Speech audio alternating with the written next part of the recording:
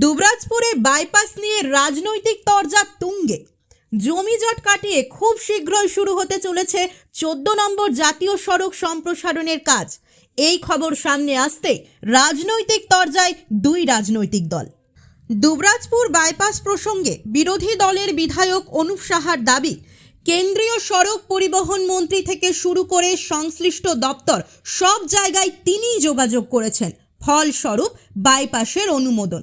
তার অভিযোগ, বাইপাসের কাজ বিলম্বিত হওয়ার নেপথ্যে রয়েছে তৃণমূলের জটিলতা ও গাফিলতি। অন্যদিকে তৃণমূলের পাল্টা দাবি, সাংসদ শতাব্দী রায় লোকসভায় দুবরাজপুর বাইপাসের দাবি তোলেন। তার উদ্যোগেই প্রকল্পের মান্যতা মেলে। বিজেপির দাবির কোনো ভিত্তি নেই।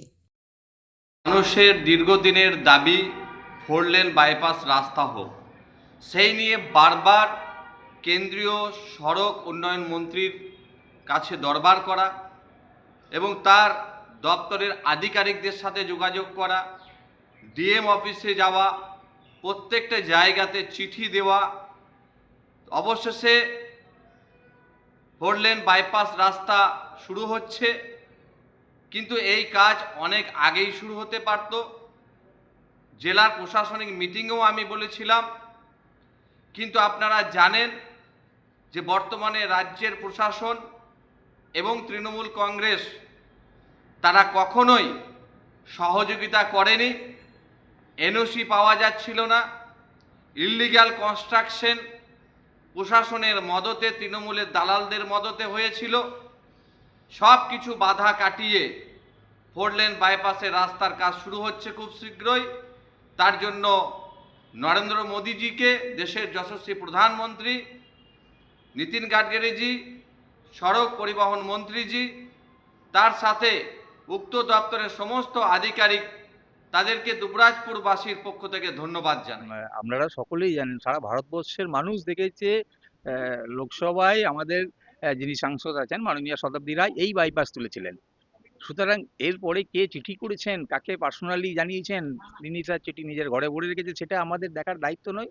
আমরা কিন্তু দেখেছি, সারা ভারতবর্ষ দেখেছে, লোকসভার মাধ্যমে দেখেছি আমরা, আমাদের সাংসদ শতাব্দী রায় এই বাইপাসের দাবি দীর্ঘদিন ধরে দিল্লির লোকসভা কক্ষে দাবি রেখেছিলেন এবং সেই দাবির মান্যতা পেয়েছে বলে আমাদের দাবি। আর যেটা বলছেন যে এই যে বাইপাস কাজের যে দেরি হচ্ছে বাইপাসের জন্য, যেটা রাজ্য সরকার দিকে আঙুল তুলছেন, এটা একদম অমূলক।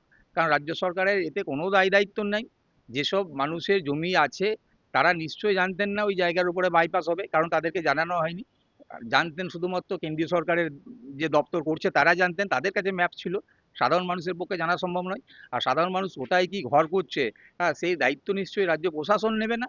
আর সাধারণ মানুষ যে জমির দাম চাইছে, সেই দামটা যদি তাদের উচিত মনে নাও হয়, তাহলে তারা নিশ্চয়ই সেই দাবি করেছিল। তার সঙ্গে রাজ্য সরকার বা তৃণমূল সরকারের বা তৃণমূল পার্টির কোনো রকমের কোনো ধরনের যোগাযোগ নাই। এটা একটা মিথ্যা অভিযোগ তৃণমূল পার্টির ওপরে।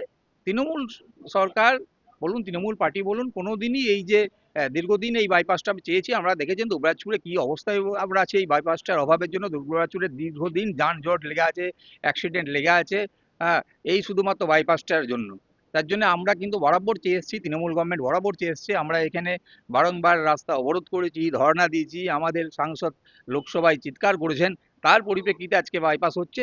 সেটার জন্য দেরি করার জন্য কোনোদিনই তৃণমূল সরকার কিন্তু কোনো রকমের চেষ্টা বা অপপ্রচেষ্টা করেনি।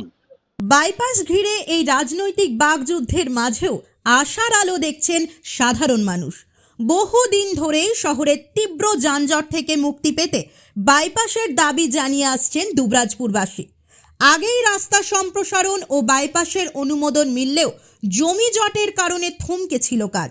তবে এখন সেই জট কেটে যাওয়ায় খুব শীঘ্রই শুরু হতে চলেছে 14 নম্বর জাতীয় সড়কের সম্প্রসারণ ও নতুন বাইপাস নির্মাণ কাজ। কিন্তু কাজ শুরুর আগেই দুবরাজপুরের রাজনৈতিক তরজা যেন আরও বেশি করে মাথাচাড়া দিয়ে উঠেছে। প্রদীপ দাসের রিপোর্ট, নিউজ বার্তা।